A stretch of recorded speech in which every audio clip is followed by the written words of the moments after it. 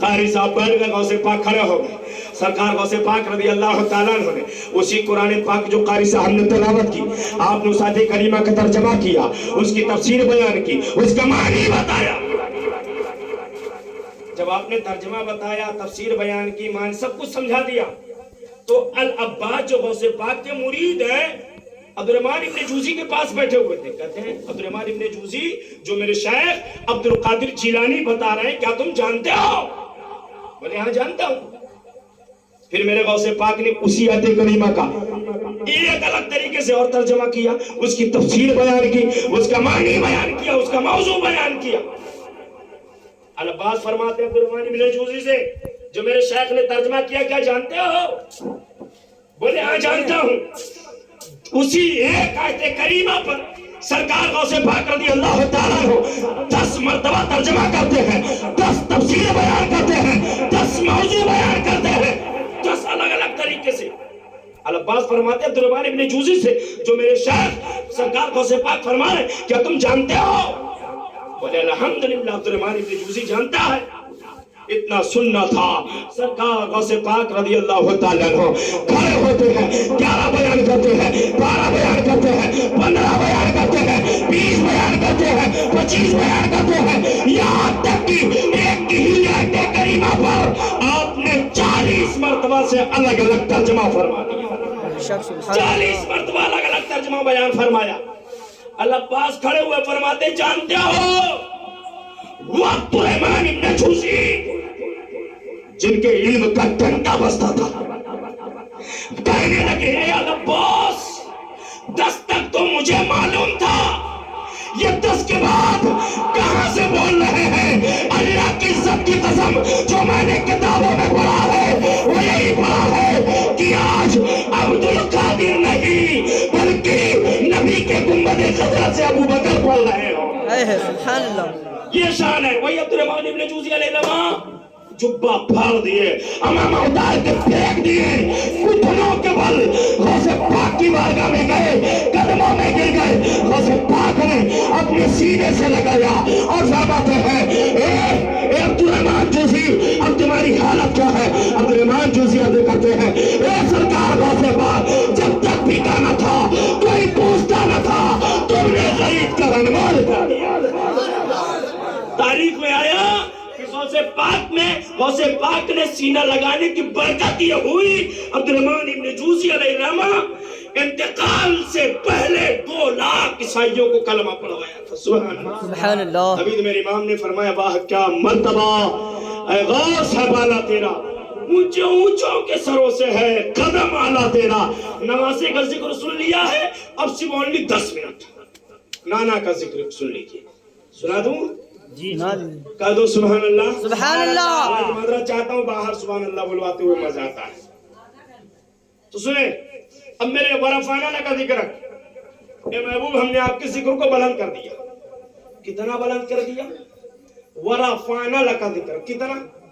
آج انچی ٹیپ لیے گلی گلی ڈگر ڈگر نگر نگر گھوم رہے, اتنا بلند کیا ہے, یہاں سے یہاں تک ہے. گاؤں کی چودھری کے طریقے سے مانو, نبی کا ذکر ایسا سنا, ہم تیرے باپ کی بولی نہیں مانیں گے, ہم عاشق اعلیٰ حضرت ہیں, اعلیٰ حضرت کی بولی مانیں گے. اعلیٰ حضرت آپ کیا کہتے ہو؟ میرے نبی کا ذکر ورفانہ کا ذکر, اللہ نے آپ کے ذکر کو بلند کر دیا. اعلیٰ حضرت کہاں تک ہے؟ کیا پہلے آسمان تک ہے؟ یہ پوری دنیا میں ہے, 7ویں آسمان پر ہے, کہاں تک ہے؟ تو گنبد رضا سے یہ جواب آتا ہے, عرش پہ تازہ چھیڑ چھاڑ, فرش پہ طوفان دھوم دھام, کان جدھر لگائیے بس تیری بھی داستان. سبحان اللہ, سبحان اللہ. کان لگائیے میرے نبی کا ذکر ملے گا. اللہ تبارک و تعالی ہمیں نبی کی محبت میں جلائے, نبی کی محبت میں اٹھائے. ورفعنا لک ذکرک, اللہ تبارک و تعالی نے اپنے محبوب کے ذکر کو بلند کر دیا. یہ زبان والے ذکر کرنے کوئی کمال نہیں ہے, نبی کا ذکر تو انہوں نے کیا ہے جن کے اندر جانی نہیں پائی جاتی تھی, جن کے اندر جانی نہیں پائی جاتی تھی. ایک حدیث سنیں, جامع المعجزات فی الشعر البرکات کتاب ہے, اس کے حوالے سے ابو نور محمد بشیر نے ایک حدیث نقل کی. ہو سکتا ہے آپ نے سنا ہو یہ حدیث, نہیں سنا ہوگا تو ایمان میں تازگی ہوگی، سنا ہوگا تو اور بھی ایمان میں تازگی ہوگی۔ ابو جہل ابن اکرمہ، اکرمہ ابن ابو جہل، اکرمہ ابو جہل اسلام کا سب سے بڑا دشمن تھا، اس کا بیٹا اکرمہ یہ صحابی رسول تھے۔ تاریخ میں آئے کہ آپ اتنے خوبصورت تھے، اتنے خوبصورت تھے کہ دیکھنے والے یہ کہا کرتے تھے کہ جس گلی سے یہ گزرا کرتے تھے تو ان کو قمر العرب کہا جاتا تھا، اتنے خوبصورت تھے آپ۔ ایک دن میرے نبی صلی اللہ تعالی وسلم، ابھی کلمہ نہیں پڑھا اکرمہ، میرے نبی ایک گلی سے گزر رہے تھے، سامنے سے میرے نبی جا رہے ہیں، ادھر سے میرے نبی جا رہے ہیں، ادھر سے اکرمہ آ رہے ہیں۔ اب گلی میں کوئی اور راستہ تو ہے نہیں کہ ادھر ادھر بھٹک جائے، کوئی ادھر ادھر چلے جائے، کوئی راستہ نہیں ہے کہ کوئی گلی ہو مڑ جاؤ ادھر، نہیں۔ اکرمہ میرے نبی قریب گئے، میرے نبی نے اکرمہ کو دیکھا، اکرمہ نے جمال مصطفیٰ کو دیکھا، اعلیٰ حضرت بولے اٹھا دو پردہ، دکھا دو چہرہ کہ نور باری حجاب میں ہے، کہ زمانہ تاریخ ہو رہا ہے، کہ مہر کب سے نقام میں ہے۔ اکرمہ دیکھے نبی کو، جب میرے نبی نے اکرمہ کو دیکھا، اکرمہ نے نبی کو دیکھا، تو اکرمہ سے میرے نبی فرمائے اکرمہ بڑے خوبصورت، بہت خوبصورت ہے، آگ کے قابل نہیں، کلمہ پڑھ کے مسلمان کیوں نہیں ہو جاتے؟ کلمہ پڑھ کے مسلمان کیوں نہیں ہو جاتے؟ اتنا کہہ کر میرے نبی آگے بڑھ گئے، اکرمہ اپنے گھر پہ پہنچے۔ اب دیکھو کوئی اگر خطرناک چیز، کوئی عجیب و غریب چیز اگر نگاہوں کے سامنے پڑ جائے نا، کافی ٹائم تک اس کا نقشہ نگاہوں سے نہیں جاتا، خیال سے نہیں جاتا۔ یہ تو چیز اگر کوئی دیکھ لے، تعجب چیز اگر کوئی دیکھ لے تو اس کا نقشہ، اس کا تصور نہیں جاتا ہے، لیکن وہ تو پوری کائنات کے مالک و مختار ہے۔ اکرمہ نے نبی کو دیکھا تھا، تصور یار کیسے نکلتا؟ گھر میں پہنچے بڑے بے چین اکرمہ، صرف وہی خیالوں میں میرے نبی کا چہرہ ہے، دل میں نبی کا چہرہ ہے۔ اکرمہ بالکل پریشان، گھبرائے ہوئے، اس تمام تر وہ کام کر رہے ہیں کہ جس سے میرے نبی کا خیال نکل جائے۔ تاریخ میں آیا کہ اکرمہ نے ایک چادر لی، چادر لینے کے بعد پورا اپنے آپ کو بند کر لیا ہے، ڈھک لیا ہے تاکہ خیال مصطفیٰ نکل جائے۔ خیال مصطفیٰ نکل ہی نہیں رہا ہے، اپنے ذہن کو حاضر کریں، خیال مصطفیٰ نکل ہی نہیں رہا ہے، بے چین ہو گئے۔ وہاں پہنچ گئے جس کو پوجتے تھے بت خانے میں، کہنے لگے بڑا غضب ہو گیا، بولے کیا ہوا؟ بولے وہ جو محمد ہے نا، بولے ہاں، بت کبھی نہ بولا تھا لیکن آج بولا ہے، آج بولا ہے۔ کہنے لگے اکرمہ، کہنے لگے میرے خیال سے، میرے دل سے مصطفیٰ جان رحمت کو نکال دیجئے، تصور مصطفیٰ کو نکال دیجئے۔ تو بت بولا کائے کو پریشان ہوتا ہے، اگر بھولنا ہے تو مجھے بھول جا، مصطفیٰ کو مت بھول، کیونکہ وہ تو اللہ کے سچے رسول اکرمہ ہے، انسان ہے، ان کے اندر دل ہے۔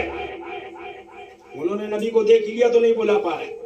ایک کتاب ہے جس کا نام الحاوی للفتاوی، جلال الدین سیوطی علیہ الرحمہ کی کتاب ہے، اس کے اندر آیا کہ عبداللہ ابن عباس نے ایک دن خواب میں دیکھا، آقا صلی اللہ علیہ وسلم کو خواب میں دیکھا۔ خواب میں دیکھنے کے بعد اٹھے تو بے چین ہوئے، لوگوں نے پوچھا اکرمہ بے چین کیوں ہو؟ کہنے لگے آج رات میں نے خواب میں دیکھا ہے، تو لوگوں نے کہا یہ تو خوشی کا موقع ہے، ارے خوش ہو جاؤ، پریشان کیوں ہو؟ تو اکرمہ بولے پریشان ہونے کی بات ہی، بولے کیا ہوا؟ بولے نبی کی فرمان ہے، نبی نے فرمایا کہ جس نے مجھے خواب میں دیکھا ان قریب وہ مجھے بیداری میں بھی دیکھے۔ بظاہر میرے نبی دنیا سے تشریف لے جا چکے ہیں، اب میں نبی کو دیکھوں گا کہاں سے؟ نبی تو دنیا سے جا چکے ہیں۔ اسی بے چینی کے عالم میں سرکار کی بیوی ہے ایک جن کا نام حضرت میمونہ ہے، میمونہ کی بارگاہ میں حضرت ابن عباس پہنچے ہیں، خواب بیان کیا ہے۔ حضرت میمونہ نے کوئی کتاب نہ نکالی ہے، کوئی حدیث کی کتاب نہ اٹھائی ہے، یا کچھ حدیث پڑھ کے نہ سنایا ہے آپ نے کہ اس کی تعبیر یہ ہوتی ہے، اس کا مطلب یہ ہوتا ہے، اس کا معنی یہ ہوتا ہے۔ آپ اٹھتی ہے، اندر جاتی ہے، جانے کے بعد ایک گٹری لے کر آئی، ایک گٹری لے کر آئی، اس کو آپ نے کھولا، کھولنے کے بعد ایک شیشہ نکالا، آئینہ، کیا نکالا؟ آئینہ نکالا۔ عباس अब्बास के आगे कर दिया। अब्बास ने कहा मेरे आका की बीवी, मैं आईने का क्या करूंगा? तो आप फरमाती है जरा पकड़ दो। हजरत अब्बास ने आईना लिया है, आप फरमाती है देखो, इब्न अब्बास ने देखा, चेहरा देख अब्बास रहे थे, चेहरा दिख मेरे मुस्तफा का रहा था। सुभान अल्लाह, सुभान अल्लाह। बहुत परेशान हो गए, घबरा गए। आईने से पूछ ले, आईना भाई मामला क्या? तेरे सामने कोई भी देखेगा, जो देखेगा वही तो उसका चेहरा दिखाए।